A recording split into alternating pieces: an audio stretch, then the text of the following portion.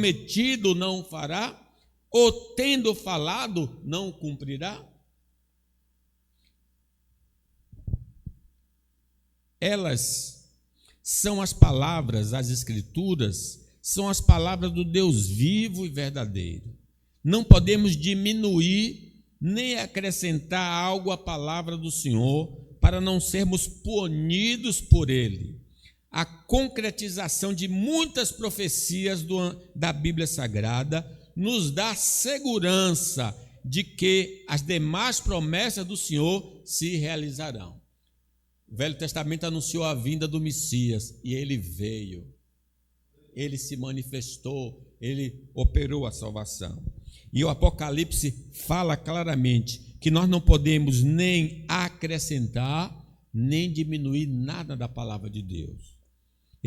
Diz o apóstolo João, a todo aquele que ouve as palavras da profecia deste livro, testifico, se alguém lhes fizer qualquer acréscimo, Deus lhe acrescentará os flagelos escritos neste livro. E se alguém tirar qualquer coisa das palavras do livro desta profecia, Deus tirará a sua parte da árvore da vida, da cidade santa e das coisas que se acham escritas neste livro. Então, vamos crer integralmente no Evangelho de Deus. Não acreditar em tudo que está na palavra de Deus é um sinal de incredulidade, é falta de fé, não crer no que Deus falou. Essa falta de fé pode nos impedir de aproveitar as promessas de Deus, tanto nesta vida quanto na eternidade. É normal que possamos ter opiniões diferentes de outros irmãos sobre doutrinas que não são essenciais, como, por exemplo, a maneira de batizar, se por aspersão ou por imersão. No entanto, quem discordar da doutrina fundamental da ressurreição do corpo não é considerado um verdadeiro servo de Deus. Essa doutrina precisa estar no nosso coração. Precisamos crer. Eu creio na ressurreição dos mortos. Jesus disse, eu sou a ressurreição e a vida. Quem crê em mim, ainda que morra, viverá. E todo que vive e crê em mim, não morrerá eternamente. Crês isto? Ela respondeu, Marta, sim, Senhor. Respondeu ela, eu tenho crido que tu és o Cristo, o Filho do Deus que devia vir ao mundo. Que coisa gloriosa. Terceiro lugar, a ressurreição de Cristo, se negada, chama os apóstolos de falsas testemunhas. Vejam como é grave negar a ressurreição de Cristo. Lemos o 15:16. E somos tidos por falsas testemunhas de Deus, porque temos asseverado contra Deus que ele ressuscitou a Cristo, o qual ele não ressuscitou, se é certo que os mortos não ressuscitam. Porque se os mortos não ressuscitam, Cristo não ressuscitou. Os apóstolos foram testemunhas diretas da ressurreição de Cristo. Eles viram o Senhor ressurreto pelo espaço de 40 dias. A mensagem deles sobre a ressurreição era apoiada por sinais impressionantes. É por isso que só os apóstolos operavam os milagres no geral, porque eles pregavam sobre a ressurreição e davam um sinal espetacular para que o povo pudesse crer que de fato Cristo voltou à vida. Quando dizemos que Cristo não ressuscitou, estamos desacreditando as Escrituras Sagradas e o testemunho dos apóstolos de Cristo. Se eu digo não há ressurreição dos mortos, eu estou dizendo a palavra de Deus é mentirosa. E aqueles que pregaram e que continuam pregando estão mentindo. São falsas testemunhas.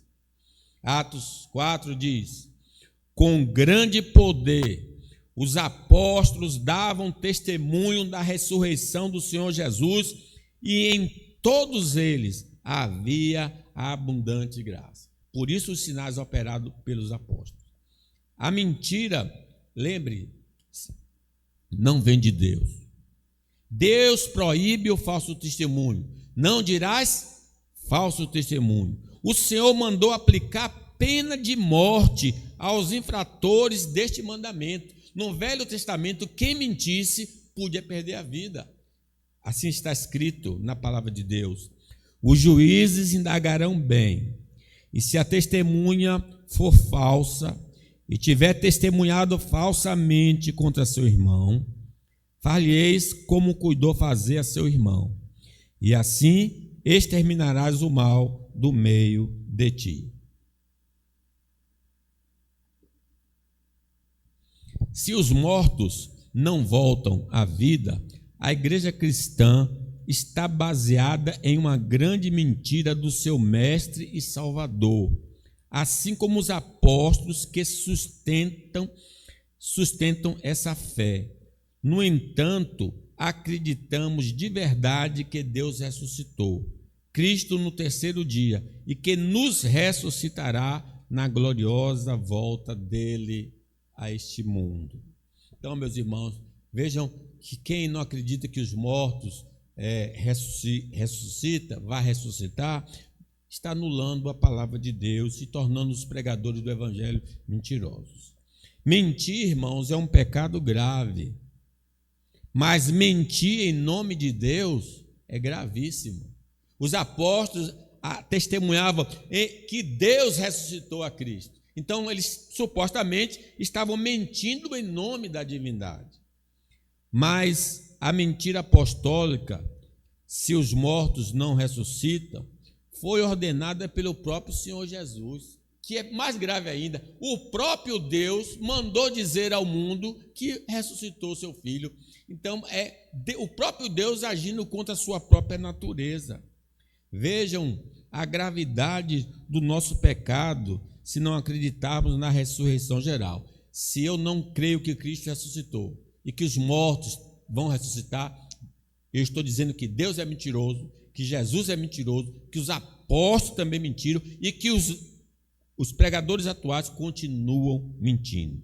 De maneira nenhuma, diz Paulo, seja Deus verdadeiro e todo homem mentiroso, como está escrito, para que seja justificado nas tuas palavras e prevaleças quando fores julgado.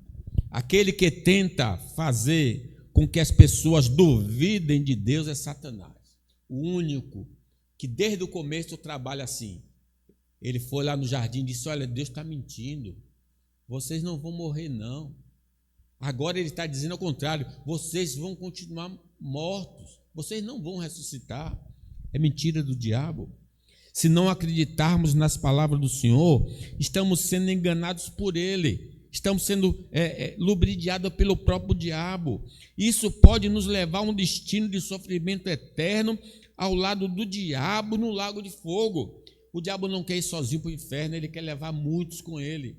E uma das facetas deles é nos dizer, os mortos não vão ressuscitar.